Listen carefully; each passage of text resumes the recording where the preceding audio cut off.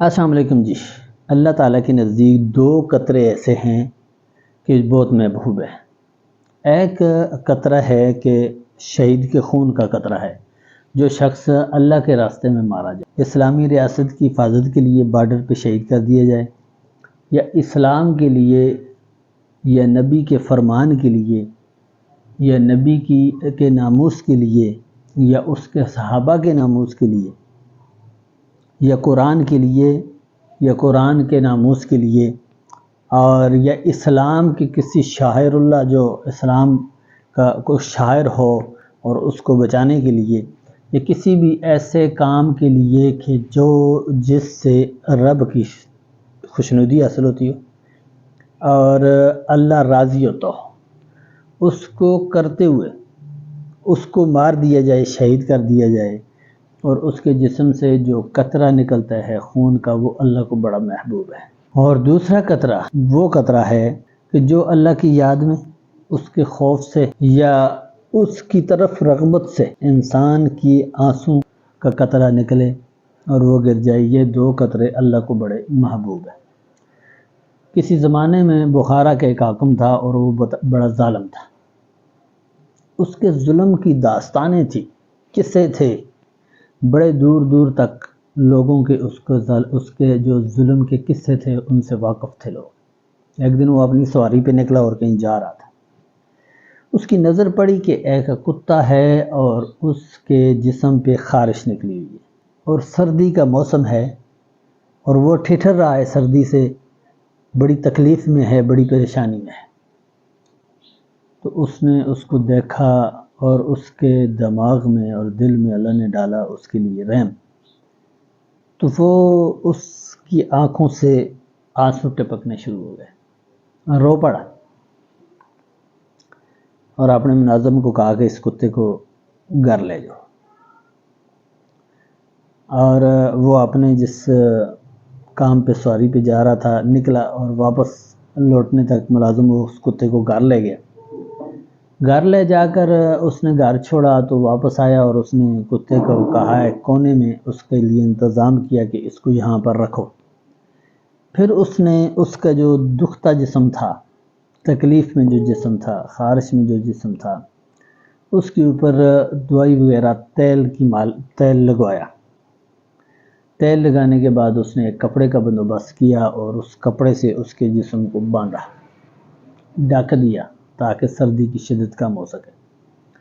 پھر اس شخص نے آگ کا بندوبست کیا اور اس کے قریب آگ جلوا دی تاکہ اس کی سردی مزید ختم ہو سکے۔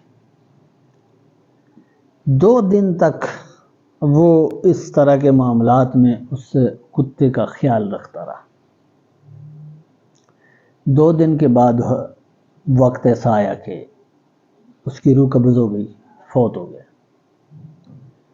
اسی کے علاقے کے ایک بہت بڑے بزرگ تھے جو کہ اس کے ظلموں سے اور اس کی برائیوں سے اچھی طرح واقف تھے۔ انہوں نے خواب میں اس کو دیکھا اور اس سے دریافت کیا کہ اللہ نے تیرے ساتھ کیا معاملہ کیا؟ تو اس نے کہا کہ مجھے اللہ نے اپنے سامنے کھڑا کیا اور کہا کہ تو ایک کتا تھا، یعنی کہ جو تیری حرکات تھی، جو تیرے ظلم تھے اور جو تیری برائیاں تھی، وہ ایک کتے کی طرح تھی، اور ہم نے تجھے کتے کے حوالے کیا۔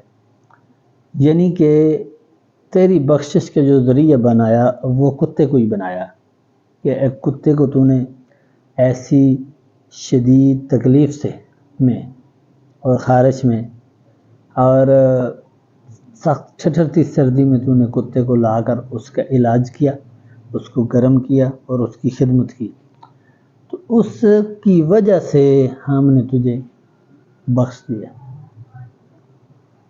یہ کئی اس طرح کے قصے آپ کو ملیں گے کہ بڑے گنہگار اور بدکار لوگ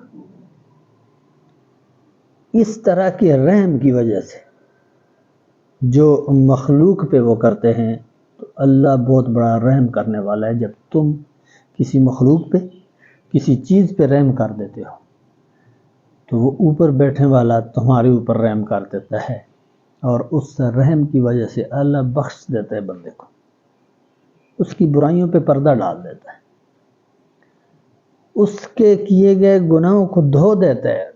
وہ مالک ہے، وہ جو چاہے کر سکتا ہے، جب چاہے کر سکتا ہے، اس سے کوئی پوچھنے والا نہیں، اس سے کوئی کہنے والا نہیں کہ ایسا کیوں کیا۔ اس اللہ تعالیٰ کا جب اس کی ذات کو کسی پہ رحم آ جائے، کسی کے لیے وہ بخشش کا فیصلہ کر دے تو کوئی اس کو ٹال نہیں سکتا، کوئی بدل نہیں سکتا۔ اس شخص کو بھی اللہ نے بخش دیا، بہت بڑا حاکم ہے، بہت بڑا غفور الرحیم ہے وہ۔ ایک اس عورت کا قصہ بھی تو ملتا ہے بڑی بڑی کتابوں میں کہ جو بدکارہ تھی، لیکن اس نے اپنے کپڑے کے ساتھ اپنے موزے کو باندھ کے کتے کو پانی پلایا تھا، اللہ نے بخش دیا تھا اس کو۔ تو اللہ تعالیٰ کو دو قطرے بڑے عزیز ہیں، ایک جو شہید کے خون کا قطرہ بتایا، اور دوسرا جو اس کی یاد میں، اس کے خوف سے، یا اس کی جو غفور الرحیم جو رحم کی جو صفت ہے،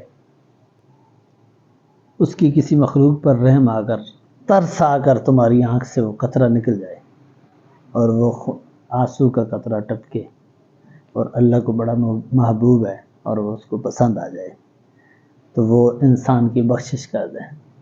اللہ سے دعا ہے کہ اللہ تعالی ہمیں بھی اپنے رحم سے، فضل سے اور کرم سے اپنی یاد میں رونے کی، اس کی یاد میں آنسو ٹپکانے کی توفیق نصیب فرمائے، اور شہادت جیسے عظیم رتبہ بھی ہمیں اللہ تعالی حق اور سچ کے راستے میں عطا فرمائے۔